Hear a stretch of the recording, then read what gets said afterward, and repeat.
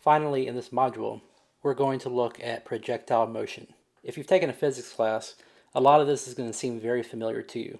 The only difference in projectile motion here is that we're using vector-valued functions to solve this. This ends up being a more efficient and intuitive way to handle projectiles. The x component of our vector-valued function is just going to handle the horizontal movement, and then the y component of the vector will handle the vertical movement. Projectile motion just determines the resulting trajectory of an object.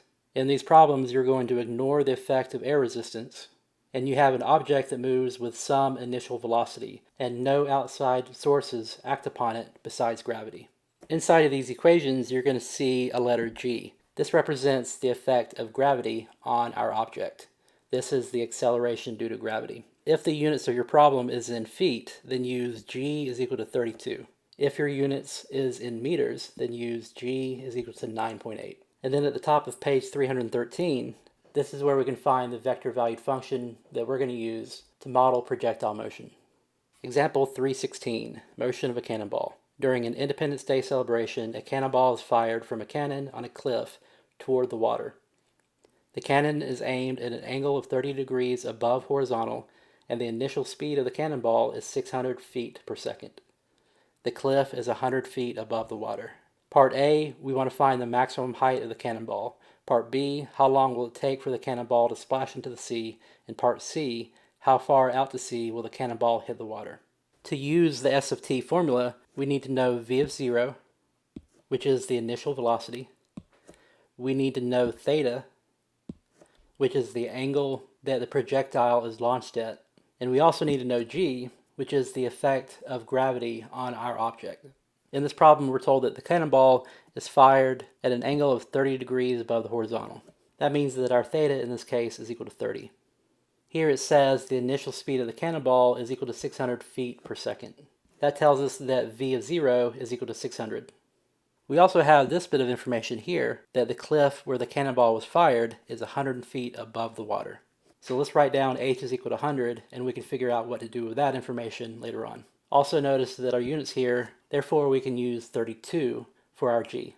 Our S of t formula is v naught t cosine theta I plus v naught t sine theta minus 1/2 gt squared, j. All we need to do is substitute in 30 for the theta and 600 for the v naught. That would give us 300 root 3t as the horizontal component, and 300t minus 16t squared as the vertical component. For part A, we want to find the maximum height of the cannonball. If we're only concentrating on the vertical component, think about how we can find the maximum height. The maximum or the minimum of something occurs whenever the derivative is equal to 0. The derivative of our position function is the velocity function. So in other words, the velocity of the cannonball would be equal to 0. When that cannonball reaches its maximum height, the vertical component would equal to 0 because it's neither going up or going down. It would still be moving horizontally, but for the maximum height, we're only going to focus on the vertical component. So to find the velocity vector-valued function, all we have to do is take the derivative of the position vector-valued function. That gives us 300 root 3, 300 minus 32t. So the max height would occur whenever the y component of the velocity vector is equal to 0. This might be a new notation you haven't seen yet. If you have a multivariate function and you just want to focus on a single component of it, write the letter of that component you want to focus on as a subscript to the function. So vy of t means that we're only looking at the y component of the velocity vector.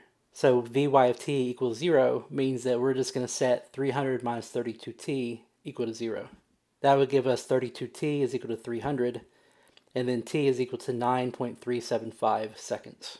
This doesn't tell us what the maximum height is, but it does tell us when the maximum height occurs. If we want to find what the maximum height is, we need to plug in that answer of t into the position function. So then sy of 9.375 would equal 1,406.25 feet. That means the maximum height of the cannonball is 1,406.25 feet above the cannon. Well, how high would that cannonball be above the water, since the cliff that the cannonball was fired from is 100 feet above the water? That just means that we can add another 100 feet, so that the maximum height of the cannonball above the water is 1,506.25 feet. Now for part B. How long will it take for the cannonball to splash into the sea? If the cannonball is splashing into the sea, that means that the height of the cannonball above the sea is equal to 0. Or in terms of where the cannon is, the height of the cannonball would be 100 feet below the cannon. I'm just going to set the y component of the position function equal to 0, and then I'll adjust the y component of the position function to be relative to the water. That means I need to add 100 to the y component of the position function, and then set that equal to 0. Here I just rearrange the terms and change the signs so that we have a positive t squared. Then I divided both sides of the equation by 4. This cannot be factored, so we have to use quadratic formula.